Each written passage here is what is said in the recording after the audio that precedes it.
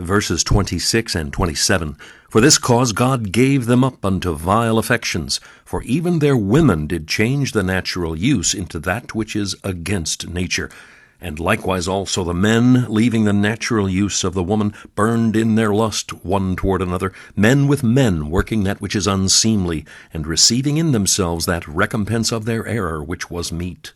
The apostle, having awfully depicted the magnitude of pagan wickedness, and having shown that their ungodliness in abandoning the worship of the true God was the reason why they had been abandoned to their lusts, here descends into particulars for the purpose of showing to what horrible excesses God had permitted them to proceed. This was necessary to prove how odious in the sight of God is the crime of idolatry. Its recompense was this fearful abandonment. It was also necessary in order to give a just idea of human corruption, as evinced in its monstrous enormities when allowed to take its course, and also in order to exhibit to believers a living proof of the depth of the evil from which God had delivered them, and finally to prove the falsity of the pagan religion, since, so far from preventing such excesses, it even incited and conducted men to their commission, receiving in themselves that recompense. As the impiety of the pagans respecting God reached even to madness, it was also just that God should permit their corruption to recoil upon themselves and proceed also to madness. It was just that they who had done what they could to cover the Godhead with reproaches should likewise cover themselves with infamy, and thus receive a proportionate and retributive recompense. Verse 28, "And even as they did not like to retain God in their knowledge, God gave them over to a reprobate mind, to do those things which are not convenient." The apostle shows here how justly the pagan idolaters were abandoned, since they had so far departed from the right knowledge of God.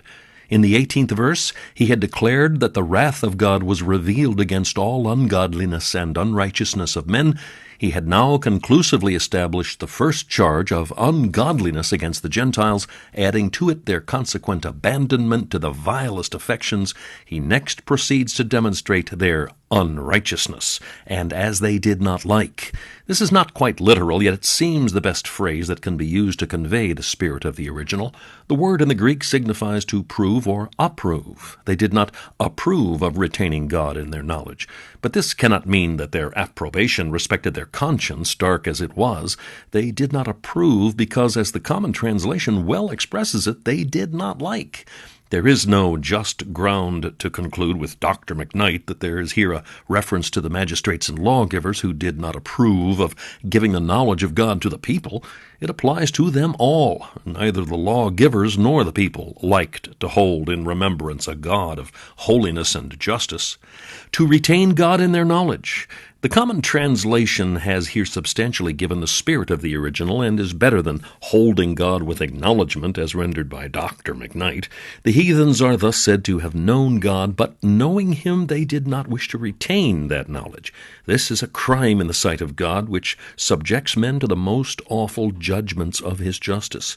For it is on this account that the apostle adds that God also gave them up to a reprobate mind.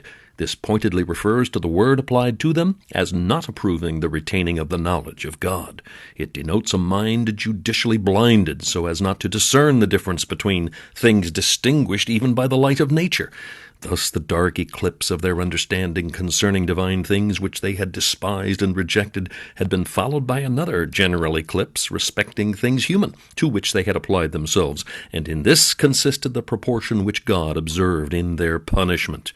They did not act according to right reason and judgment toward God. This is their crime. This was the effect of the abandonment of God, and became their punishment. The passage clearly shows that all that remains of moral uprightness among men is from God, who restrains and sets bounds to the force of their perversity. Not convenient. This is a very just and literal translation according to the meaning of the word convenient in an early stage of the history of our language, but it does not at present give the exact idea. The original word signifies what is suitable to the nature of man as a rational and moral being. To do things not convenient is a figurative expression denoting the doing of things directly contrary and opposite, namely, to the light of reason, the reflections of prudence, and the dictates of conscience.